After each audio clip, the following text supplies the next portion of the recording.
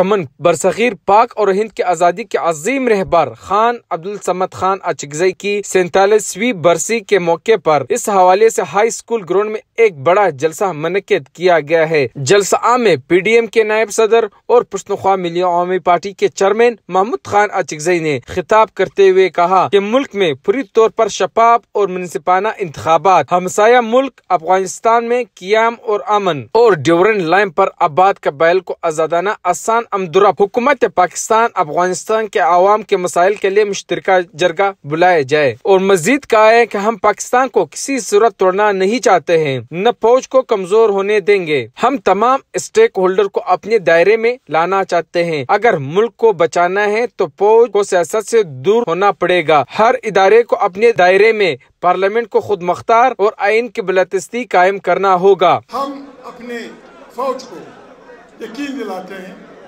ان کی corps commander conference میں انہوں نے جن خطرات کا اشارہ کیا، جن خطرات کی نشاندہی کی، ان کا علاج یہ ہے وہ اپنا مورچہ سنبھالیں، اپنے ٹینک سنبھالیں، اپنی پریڈ سنبھالیں، اپنی تنظیم سنبھالیں، لیکن سیاسی طور پہ وہ اس ملک میں ایک جمہوری الیکشن کو ہونے دیں، اس میں مداخلت نہ کریں، اور اس الیکشن کے نتیجے میں جو پارلیمنٹ وجود میں آئے اس کو طاقت کا سرچشمہ بنائیں، جس کو 20 کروڑ انسانوں کی حمایت حاصل ہوگی، اور ساتھ ہی یہاں سینٹ میں جو اختیارات قومی اسمبلی کے ان کو دے دیں۔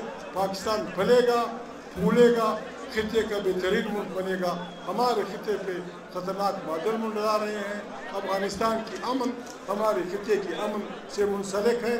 ہمیں افغانستان کو جینے دینا ہے اور افغانستان کے ساتھ اچھے تعلقات پیدا کرنے ہیں۔ محمود خان اچکزئی نے گزشتہ روز پاک افغان بارڈر پر ہونے والے بدامنی کے واقعے کی شدید مذمت کرتے ہوئے کہا کہ پاک افغان بارڈر پر سوائے اسلحہ اور منشیات کے ترسیل کے علاوہ ہر قسم کاروبار کو تجارت تصور کرتے ہیں۔ حکومت کو چاہیے کہ یہاں غریب عوام کو اپنے مادر وطن پر آزاد تجارت کی مکمل اجازت دیا جائے، بصورت دیگر ہم ان چھوٹے تاجروں کے ساتھ اپنے حقوق حصول کے لیے شانہ بشانہ کھڑے ہوں گے۔ کیمرہ ٹیم کے ساتھ دلبر خان، GNN چمن۔